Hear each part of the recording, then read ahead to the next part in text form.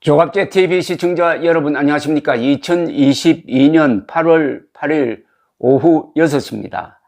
초등 입학 연령 하향 그리고 외국어 고등학교 폐지 방침 등을 졸속으로 발표를 해가지고 이 비판을 많이 받아왔던 박순애 사회부총리 겸 교육부 장관이 임명된 지 34일 만에 오늘 물러났습니다. 윤석열 정부 출범 이후 장관 사퇴는 이게 처음입니다. 박순애 장관은 오늘 오후 5시 30분 한국교육시설안전원 1층 로비에서 긴급 기자회견을 가졌습니다. 오늘 저는 사회부총리 겸 교육부 장관직을 사퇴하려 합니다. 제가 받은 교육의 혜택을 국민들께 되돌려 드리고 싶다는 마음 하나로 달려왔지만 많이 부족했습니다. 라고 했습니다.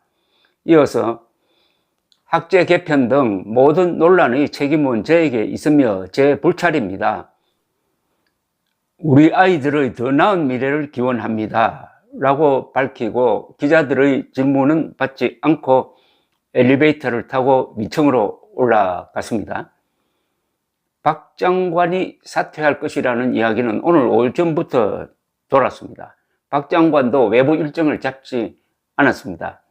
교육부는 종일 박 장관에게 사퇴설 보도에 대한 보고를 했으나 별다른 답이 없었다고 했고 내일 국회 교육위원회 회의에 참석할 준비를 하고 있다고 밝혔습니다.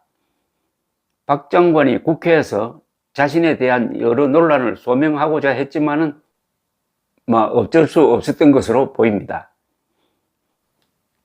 윤석열 대통령 또한 자신의 지지율과 국민의힘 지지율이 동반 하락하고 있는데 이 박순애 장관의 이런 여러 가지 졸속 행정을 그냥 껴안고 가기가 어려웠을 것으로 보입니다. 지지율 하락에 상당한 영향을 주었을 것으로 보입니다.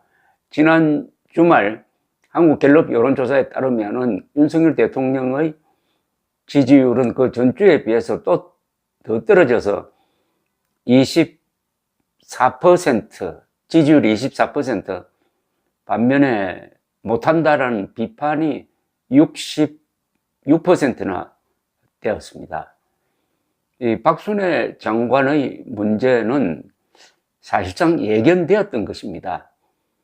이분이 행정학 전공 교수지만은 행정을 해본 적은 없는 사람입니다. 행정학을 공부한 것하고 행정에 대해서 이론적으로 잘 안다는 것과 행정을 하는 것 사이에는 완전히 다릅니다. 제가 메이저리그에 대해서 잘 압니다. 오랫동안 메이저리그를 관찰해서 역사도 잘 알고 그 작전도 잘 압니다. 그러나 제가 메이저리그 선수로 뛰는 것하고는 아무 상관이 없는데 우리나라에서는 조선조부터 학자들을 숭상하는 분위기가 강합니다. 이게 유교 중에서도 원리주의인 주자학적 어떤 풍습입니다. 그래서 조선조에는 학자가 바로 정치인이 되었습니다.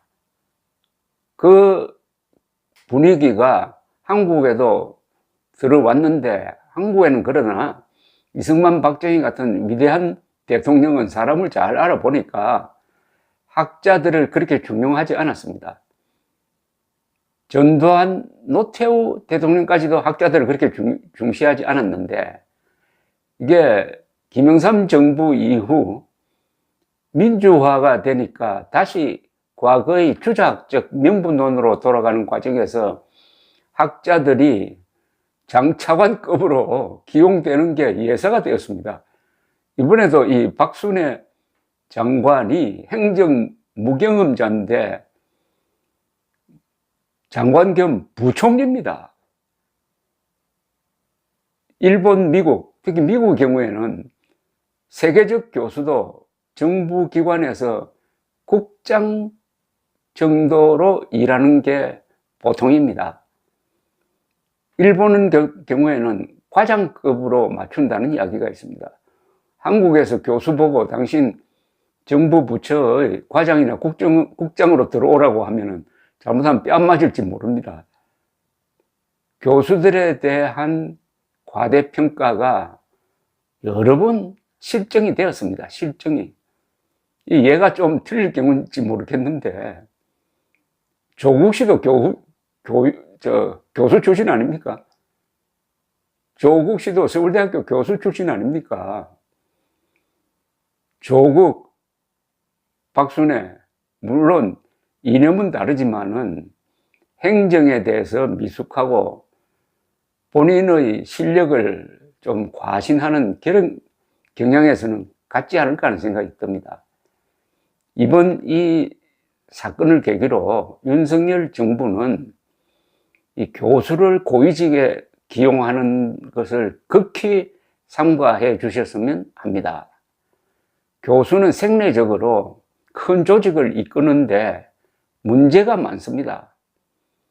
큰 조직을 이끌려면은 리더십이 있어야 되는데, 한두 명 데리고 평생을 살아온 사람과 몇천 명, 몇백 명을 거느려야 할 장관은 전혀 다른 직종입니다. 그리고 교수들은 타협을 잘 안 하려고 그럽니다. 그런데 행정은 대부분이 타협하고 조정하는 기능입니다.